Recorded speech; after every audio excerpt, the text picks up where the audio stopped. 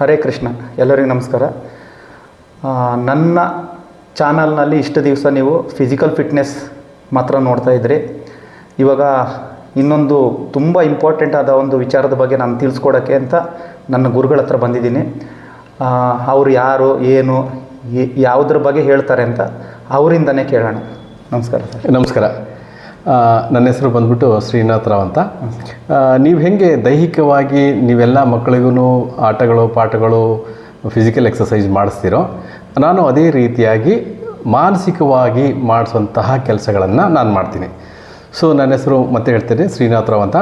So ನಾನೇನು ಮಾಡ್ತಾಯಿದ್ದೀನಿ ಅಂದರೆ, ನಾನು ಮಾನಸಿಕ ಚಿಕಿತ್ಸೆಗಳನ್ನು ಮಾಡ್ತೀನಿ. ಅಂದರೆ ನಾನು ಹಿಪ್ನೋಥೆರಪಿಸ್ಟ್, ಸರ್ಟಿಫೈಡ್ ಹಿಪ್ನೋಥೆರಪಿಸ್ಟ್, ಅಂದರೆ ಸಂಮೋಹಿನಿ ತಜ್ಞ. ಇದರಲ್ಲಿ ಏನಾಗ್ತಾಯಿದೆ ಸಂಮೋಹಿನಿ ತಜ್ಞದಲ್ಲಿ ಅಂತಂದರೆ, ನಾವು ಮಾನಸಿಕವಾಗಿ ರಿಲೇಟೆಡ್ ಏನೇನೋ ಟ್ರೋಮಾಗಳಿರ್ತವೆ, ಇದು ಪ್ರಾಬ್ಲಮ್ಸ್ ಇರ್ತಾವೋ, ಇದು ಅನಾರೋಗ್ಯಗಳಿರ್ತಾವೋ, ಅದನ್ನೆಲ್ಲವನ್ನು ಹಿಪ್ನೋಸಿಸ್ ಸ್ಟೇಜಸ್ಸಲ್ಲಿ ತಗೊಂಡು ಹೋಗಿ ನಾವು ಅದನ್ನು ಕ್ಯೂರ್ ಮಾಡ್ತೀವಿ. ಅಂದರೆ ಅದರಲ್ಲಿದ್ದಂತಹ ಎಲ್ಲ ಪ್ರಾಬ್ಲಮ್ಸ್ನ ಡಿಲೀಟ್ ಮಾಡಿಬಿಟ್ಟು ಅದನ್ನು ಕ್ಲಿಯರ್ ಮಾಡಿ ಕೊಡ್ತೀವಿ. ಸೊ ಇದರಲ್ಲಿ ಎಷ್ಟು ಬರ್ತದೆ ಅಂತಂದರೆ, ಹಿಪ್ನೋಸಿಸಲ್ಲಿ ಒಂದು fastest way of getting the relaxation to the patient. ನಮ್ಮ ಪೇಷಂಟ್ ಎಷ್ಟೋ ರೀತಿಯಿಂದ ಎಲ್ಲ ರೀತಿ ನೋಡಿ ಬಂದಿರ್ತಾರೆ. ಅವರಿಗೆ ಮಾನಸಿಕವಾಗಿ ಬಹಳ ತೊಂದರೆಗಳಾಗ್ತಿರ್ತವೆ, ಒಳಗಡೆ ಅನಾರೋಗ್ಯ ಕಾಡ್ತಾ ಇರ್ತದೆ. ಎಲ್ಲಿ ಹೋದ್ರೂ ಟ್ರೀಟ್ಮೆಂಟ್ ಮಾಡಬೇಕು, ಅವ್ರಿಗೆ ಎಲ್ಲ ಕಡೆ ನೋಡಿ ಆಗಿರ್ತದೆ, ಬಟ್ ಸ್ಯಾಟಿಸ್ಫ್ಯಾಕ್ಷನ್ ಆಗಿರಲ್ಲ, ಅದಕ್ಕೆ ತಕ್ಕಂತೆ ರಿಸಲ್ಟ್ಸು ಸಿಕ್ಕಿರಲ್ಲ ಅವ್ರಿಗೆ. ಅಂಥದ್ರಲ್ಲಿ ನನ್ನ ಹತ್ರ ಬರ್ತದೆ ಕೇಸಸ್ಸು. ಸೊ ಸರ್, ಇವಾಗ ನನಗೆ ಗೊತ್ತಿರೋ ಥರ ನೀವೊಂದು 7-8 ವಿದ್ಯೆಗಳನ್ನ ಕಲ್ತಿದ್ದೀರ ಮತ್ತು ಅದನ್ನು ನಮ್ಮ ಸಾಕಷ್ಟು ಜನರ ಸಮಸ್ಯೆಗಳನ್ನ ಬಗೆಹರಿಸೋಕ್ಕೆ ಪ್ರಯೋಗವನ್ನು ಮಾಡಿದ್ದೀರಾ. 95% ಜಾಸ್ತಿನೇ ನೀವು ರಿಸಲ್ಟ್ ಕೊಟ್ಟಿದ್ದೀರ ಅಲ್ವಾ? ನೀವು ಏನೇನು ವಿದ್ಯೆಗಳನ್ನ ಮಾಡ್ತೀರಾ ಜನರಿಗೆ, ಅದರಿಂದ ಏನೇನು ಉಪಯೋಗ ಆಗುತ್ತೆ, ಅದರದ್ದು ಏನು ಸಮಸ್ಯೆಗಳಿದ್ದವ್ರು ಹೆಂಗೆ ಬಗೆಹರಿಸ್ಕೊಂಡಿದ್ದೀರ ಅನ್ನೋದನ್ನು ನನಗೆ ಇವಾಗ ನಮ್ಮ ಚಾನಲ್ ಮುಖಾಂತರ ಜನರಿಗೆ ನಾವು ತಿಳಿಸುವಂಥ ಒಂದು ಪ್ರಯತ್ನ ಮಾಡೋಣ. ಓಕೆನಾ? ಇವಾಗ ನೀವು ಮಾಡುವಂತಹ ಫಸ್ಟ್ ಒಂದು 7-8 ವಿದ್ಯೆಗಳನ್ನ ಮಾಡ್ತೀರಲ್ಲ, ಕಲ್ತಿದ್ದೀರಾ, ಅದನ್ನು ಮಾಡ್ತಾ ಇದ್ದೀರಾ. ಅದರಲ್ಲಿ ಫಸ್ಟ್ ಪಾಯಿಂಟ್ ನೀವೇ ಅದನ್ನು ಹೇಳಿ, ಆಮೇಲೆ ಅದಕ್ಕೆ ಎಕ್ಸ್ಪ್ಲೇನು ಕೊಡಿ, ಅದು ನಮ್ಮ ಜನರಿಗೆ ಗೊತ್ತಾಗಲಿ. ಆಯಿತು. ಸೊ ನಾನು ಮೂಲತಃ ಹಿಪ್ನೋಸಿಸ್ ಸಂಮೋಹಿನಿ ಏನು ವಿದ್ಯೆಯನ್ನು ಕಲ್ತಿದ್ದೀನಿ, ಅದರಲ್ಲಿ ಬಹಳ ಮುಖ್ಯವಾದದ್ದು ಅಂದರೆ ಪಾಸ್ಟ್ ಲೈಫ್ ರಿಗ್ರೆಷನ್, ಹಿಂದಿನ ಜನ್ಮದ್ದು ಪೂರ್ವ ಜನ್ಮದ ಸಮಸ್ಯೆಗಳನ್ನು ನಾನು ಆದಷ್ಟು ಮೆಜಾರಿಟಿಯಾಗಿ ನಾನು ಹ್ಯಾಂಡಲ್ ಮಾಡ್ತಾಯಿದ್ದೀನಿ. ಅಂದರೆ ಈ ಒಂದು ಪೂರ್ವ ಜನ್ಮದ ಸಮಸ್ಯೆ ಏನು ಅಂತಂದರೆ, ನಮಗೆ ಕಾಣಲಾರದ ಎಷ್ಟೋ ವಿಚಾರಗಳು, ನೋವುಗಳು, ಆಮೇಲೆ ಅನಾರೋಗ್ಯಗಳು ಕಾಡ್ತಾ ಇರ್ತವೆ.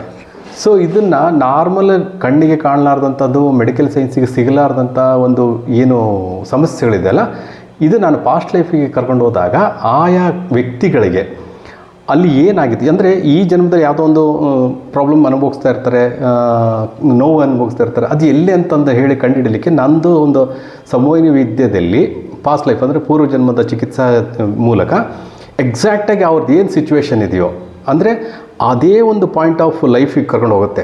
ಅಂದರೆ ನಾವು ಆ ಟೈಪ್ ಟ್ರೈನ್ ಮಾಡಿ ಸ್ಟೆಪ್ ಬೈ ಸ್ಟೆಪ್ಪು ಒಬ್ಬ ವ್ಯಕ್ತಿ ಬಂದಾಗ ಹೆಂಗೆ ಹೀಲಿಂಗಿಗೆ ಕರ್ಕೊಂಡು ಹೋಗ್ತಾರೋ, ಅದೇ ರೀತಿಯಾಗಿ ಪಾಸ್ಟ್ ಲೈಫನ್ನು ತೋರಿಸಿದಾಗ ಅವರು ಈ ಒಂದು ಸಮಸ್ಯೆಗೆ ಅಲ್ಲಿ ಈ ಥರ ಏನು ಪ್ರಾಬ್ಲಮ್ ಕ್ರಿಯೇಟ್ ಆಗಿತ್ತು ಅಂತ ಸಂದರ್ಭಗಳು ನಡೆದಿದ್ವು ಅನ್ನೋದೊಂದು ವಿಚಿತ್ರ ವೆರಿ ಕ್ಲಿಯರಾಗಿ ಅವ್ರಿಗೆ ಒಂದು ವಿಡಿಯೋ ಕಂಡಂಗೆ ಕಾಣ್ತದೆ. ಸೊ ಇಲ್ಲಿ ಏನಾಗುತ್ತೆ, ನಾವು ಅಲ್ಲಿರ್ತಕ್ಕಂಥ ಪ್ರತಿಯೊಂದು ಸಮಸ್ಯೆನ ಐಡೆಂಟಿಫೈ ಮಾಡಿ ಈ ಜನ್ಮದ ರಿಲೇಷನ್ ಏನಿದೆಯೋ ಅದನ್ನು ಅಲ್ಲಿ ಕ್ಯೂರ್ ಮಾಡಿಬಿಟ್ಟು ಅವರಿಗೆ ಒಂದು ಸಮಸ್ಯೆಯಿಂದ ಹೊರಗಡೆ ಬರೋದಕ್ಕೆ ಮಾಡ್ತೀವಿ. ಫಾರ್ ಎಕ್ಸಾಂಪಲ್ ಹೇಳಬೇಕಂದ್ರೆ, ಒಬ್ಬರು 2 ವೀಲರಲ್ಲಿ ಯಾವಾಗಲೂ ಹಿಂದೆ ಕೂತ್ಕೊಂಡು ಹೋಗಬೇಕು ಅಂತಂದಾಗ ಅವ್ರಿಗೆ ಭಾಳ ಭಯ ಬೀಳೋದು. ಯಾಕೆ ಅಂತಂದು ಗೊತ್ತಾಗ್ತಿರ್ಲಿಲ್ಲ. ನಾರ್ಮಲಾಗಿ ಇರ್ತಿದ್ರು, ಬಟ್ ಎಲ್ಲ physically okay, mentally okay. But ಯಾವಾಗ ಗಾಡಿಯಲ್ಲಿ ಕೂಡಬೇಕು ಅಂತ ಬಂದಾಗ ಅವ್ರಿಗೆ ಭಾಳ ಭಯ ಆಗೋದು, ಹಿಂದ್ಗಡೆ ಕೂಡ್ತಾನೆ ಇರಲಿಲ್ಲ. ಸೊ ಸಮಸ್ಯೆ ಯಾಕೆ ಅಂತಂದಾಗ ಅವ್ರದ್ದು ಮತ್ತೆ ಬಂದು ಕೇಳಿದ್ರು ನನ್ನನ್ನು. ಅವಾಗ ಅವ್ರಿಗೆ ಪಾಸ್ಟ್ ಲೈಫಲ್ಲಿ ತೋರಿಸ್ದೆ ಹಿಂದಿನ ಜನ್ಮದಲ್ಲಿ ಏನಾಗಿತ್ತು ನೋಡೋಣ ಅಂತ. ಅವರು ಒಂದು 2 ವೀಲರ್ ಹಿಂದ್ಗಡೆ ಕೂತ್ಕೊಂಡು ಬಹಳ ಜಾಲಿಯಾಗಿ ರೈಡ್ ಮಾಡ್ತಾ ಒಂದು ಲಾರಿಗೆ ಆಕ್ಸಿಡೆಂಟ್ ಹೊಡೆದು ಮುಂದೆ ಇದ್ದ ವ್ಯಕ್ತಿ ಡೆತ್ ಆಯಿತು. ಇವ್ರಿಗೆ ಆ ಒಂದು ಶಾಕು ಈ ಜನ್ಮದಲ್ಲೂ ಕಾಡ್ತಾಯಿತ್ತು. ಸೊ ಯಾವಾಗ ರಿಯಾಲಿಟಿ ಗೊತ್ತಾಯಿತು, ನಮ್ಗೆ ಇಷ್ಟು ದಿನ ಗೊತ್ತಾಗ್ತಿರ್ಲಿಲ್ಲ ನನ್ನ ಸಮಸ್ಯೆಗೆ ಏನು ಪರಿಹಾರ, ಎಲ್ಲಿ ಮೂಲ ಇದೆ ಅಂತ. ಯಾವಾಗ ಒಂದು ವ್ಯಕ್ತಿ ಸಮಸ್ಯೆಗೆ ಎಲ್ಲಿ ಮೂಲ ಅಂತ ಕಂಡು ಹಿಡಿದಾಗ, ನಂದು ಇಷ್ಟೇನಾ, ಇದರಿಂದನೇ ಹಂಗೆ ಆಗ್ತಾಯಿತ್ತಾ, ಅದರಿಂದ ನಾನು ಹೊರಗಡೆ ಬಂದಾಯಿತು. ಸೊ ಇದೇ ರೀತಿಯಲ್ಲಿ ಒಬ್ಬ ವ್ಯಕ್ತಿಗೆ ಹಿಂದಿನ ಜನ್ಮದಲ್ಲಿ ಈಗ ಹಿಂದಿನ ಜನ್ಮ ಅಂತ ಅಂದ್ರಲ್ಲ, ಹಿಂದಿನ ಜನ್ಮದಲ್ಲಿ ಈಗ ಒಂದು ಜನ್ಮ ಆಯಿತು, ಇದಕ್ಕಿಂತ ಹಿಂದೆ ಇನ್ನೂ ಜನ್ಮಗಳಿರ್ತದೆ, ಹೌದು ಹೌದು, ಅಂಥ ಸಮಸ್ಯೆಗಳು ಕೂಡ ಬರ್ತವೆ. ಬಂದಿದೆ. ಅಂದ್ರೆ ಆ ಜನ್ಮ ಮುಗ್ದು ಇನ್ನೊಂದು ಜನ್ಮ ಮುಗ್ದಾದ್ಮೇಲೆ ಆ ಜನ್ಮಕ್ಕೆ ಏನದು ಸಮಸ್ಯೆಗಳನ್ನ ಕೊಟ್ಟಿರಲ್ಲ? ಇಲ್ಲ, ಅದು ಏನಾಗುತ್ತೆ ಗೊತ್ತಾ, ಕೆಲವೊಂದು ಈಗ ಜನ್ಮದ ಅಂದರೆ ಇವಾಗ ನಾವು ವಾಸ್ತವವಾಗಿ ಜೀವನ ನಡೆಸ್ತಾ ಇದೀವಲ್ಲ, ಅಲ್ಲಿ ಮಲ್ಟಿಪಲ್ ಜನ್ಮದ ಎಫೆಕ್ಟು ಆಗಿರ್ಬೋದು. ಓಕೆ. ಕೆಲವರಿಗೆ 5 6 ಜನ್ಮಕ್ಕೆ ತೋರಿಸ್ತೀವಿ.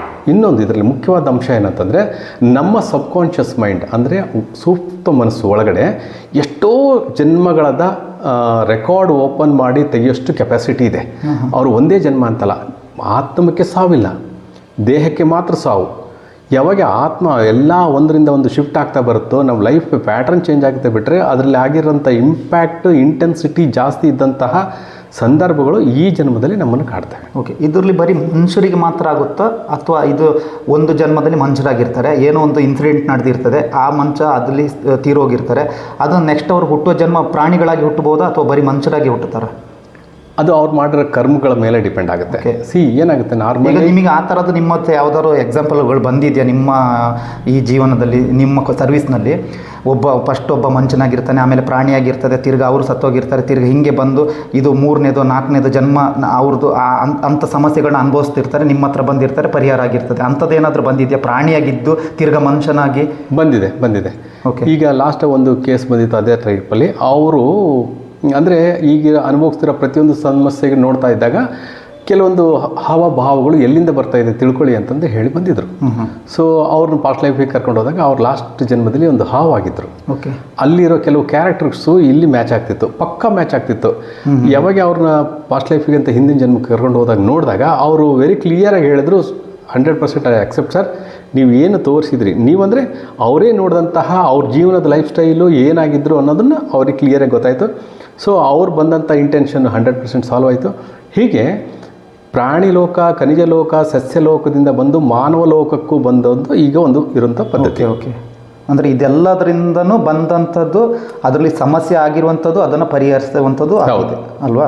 ಇದು ಈಗ ಫಾಸ್ಟ್ ಲೈಫ್ ಇದಕ್ಕೆ ಮುಗೀತು. ಇದು ಒಂದು ಇದರಲ್ಲಿ ಇಷ್ಟು ಮ್ಯಾಟ್ರ್ಗಳು ಬರ್ತದೆ. ಈ ಯಾವುದು ಒಂದು ಫಾಸ್ಟ್ ಲೈಫ್ ಇದಕ್ಕೆ ಬಂದಾಗ ಇಷ್ಟು ಮ್ಯಾಟ್ರ್ಗಳು ಬರ್ತದೆ. ಅದು ಬಿಟ್ಟು ಇನ್ನೇನಾದರೂ ಬರ್ತದೆ ಇದರೊಳಗಡೆ ಇಷ್ಟೇ ಸಮಸ್ಯೆಗಳನ್ನ ಬಗೆಹರಿಸುವಂಥದ್ದು, ಈ ಸಮಸ್ಯೆಗಳನ್ನ ಮಾತ್ರ? ಪಾಸ್ಟ್ ಲೈಫಲ್ಲಿ ಇದೇ ಸಮಸ್ಯೆ ಅಂತಲ್ಲ, ನಾನು ಹೇಳ್ದಂಗೆ ಒಂದು ಪಾಸ್ಟ್ ಲೈಫ್ ಅನ್ನೋದು ಒಂದು ದೊಡ್ಡದಾದಂಥ ಯೂನಿವರ್ಸಿಟಿ. ಅದ್ರ ಒಳಗಡೆ ಹೋಗ್ತಾ ನಿಮ್ಮ ಪ್ರತಿಯೊಂದು ಏನೇನು ಸಮಸ್ಯೆಗಳಿದೆ ಅದನ್ನು ಐಡೆಂಟಿಫೈ ಮಾಡ್ಬೋದು. ಎಕ್ಸಾಂಪಲ್, ಒಂದು ಪಾಸ್ಟ್ ಲೈಫಿಂದ ಅದು ಹೇಳಿದಾಗ ಈ ಆಕ್ಸಿಡೆಂಟ್ ಆಗಿರೋಂಥದ್ದು ಅಥವಾ ಗಾಢವಾದಂತಹ ನೋವುಗಳು, ಮರಿಲಾರದಂಥ ನೋವುಗಳು, ಯಾರಿಗಾದ್ರೂ ಚಿತ್ರಹಿಂಸೆ ಕೊಟ್ಟಿದ್ದು ಅದು ಮತ್ತೆ ತಿರ್ಗಾ ಈ ರೂಪದಲ್ಲಿ ಬಂದಂಥದ್ದು ಆಗಿರ್ಬೋದು. ಆಮೇಲೆ ಯಾವುದೋ ಓವರ್ ವೇಟ್ ಜಾಸ್ತಿ ಇರ್ತದೆ, ಅದರಿಂದ ಎಲ್ಲಿ ಏನೋ ಮಾಡಿದ್ರು ಹಳೆ ಜನ್ಮದಲ್ಲಿ ಅನ್ನೋದು ಕಂಡುಹಿಡಿಯೋದು.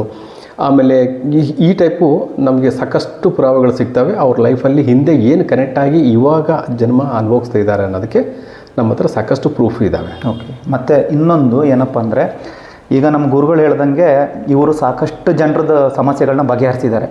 ನಾವು ಇದನ್ನು ಸೋಷಿಯಲ್ ಮೀಡ್ಯಾದಲ್ಲಿ ಅವರ ವಿತೌಟ್ ಪರ್ಮಿಷನ್ನಲ್ಲಿ ನಾವು ಇದನ್ನು ಹಾಕೋಕ್ಕಾಗಲ್ಲ. ಇವಾಗ ಯಾರೋ ಒಬ್ಬರು ಅವ್ರ ಸಮಸ್ಯೆನ ಹೇಳ್ಕೊಬಂದು ಅದನ್ನು ಇವರು ಬಗೆಹರಿಸಿರ್ತಾರೆ. ಅದು ನಮ್ಮ ಹತ್ರ ವೀಡಿಯೋಗಳಿರ್ತದೆ, ನಾವು ಗುರುಗಳ ಹತ್ರ ವೀಡಿಯೋಗಳಿರ್ತದೆ.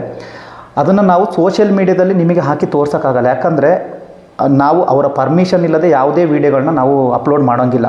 ನಾವು ಮುಖ ಬ್ಲರ್ ಮಾಡಿನೂ ಹಾಕ್ಬೋದು. ಬಟ್ ಏನಾಗುತ್ತಪ್ಪ ಅಂದರೆ, ನೀವು ಯಾಕೆ ಹಾಕಿದ್ರಿ ಅಂತ ಸಮಸ್ಯೆಗಳು ಬಂದಾಗ ಇದರಲ್ಲಿ ಸಮಸ್ಯೆಗಳೇ ಜಾಸ್ತಿ ಉದ್ಭವ ಆಗ್ತದೆ. ಅದಕ್ಕಾಗಿ ನೀವು ಬಂದು ಅಂಥ ಸಮಸ್ಯೆಗಳು ಯಾರಿಗಾದ್ರೂ ಇದ್ದರೆ ನಾವು ಇದನ್ನು ಗುರುಗಳು ಅವರ ಎದುರುಗಡೆನೆ ಕೂತ್ಕೊಂಡು ನಿಮಗೆ ವೀಡಿಯೋಗಳನ್ನ ತೋರಿಸುವಂಥ ಕೆಲಸಗಳನ್ನ ಮಾಡ್ಬೋದಲ್ಲ? ಹೌದು, ಮಾಡಿ ಕೊಡ್ತಾರೆ. ಇದೊಂದು ನಾವು ಮಾಡ್ಬೋದು. ಯಾಕಂದರೆ ಇದರಲ್ಲಿ ನಾವು ಮುಚ್ಚುಮರೆ ಇಲ್ಲದಂತೆ ಮಾಡ್ತಿರುವಂಥದ್ದು. ನಾನು ಹೆಂಗೆ ಮಕ್ಕಳಿಗೆ ಟ್ರೈನಿಂಗ್ ಓಪನ್ ಏರಿಯಾದಲ್ಲಿ ಕೊಟ್ಟು ಮಕ್ಕಳ ಜೀವನದಲ್ಲಿ ಫಿಸಿಕಲ್ ಫಿಟ್ನೆಸ್ ಚೆನ್ನಾಗಿರಬೇಕು ಅಂತ ಯೋಚನೆ ಮಾಡ್ತಾಯಿದ್ದೀನೋ, ಅದೇ ಥರ ಮೈಂಡ್ ಸೆಟ್ ಇರುವಂಥವ್ರು ನಮ್ಮ ಗುರುಗಳು. ಅದಕ್ಕಾಗಿ ನಾನು ಇದನ್ನು ನಿಮಗೆ ತಿಳಿಸುವಂಥದ್ದು.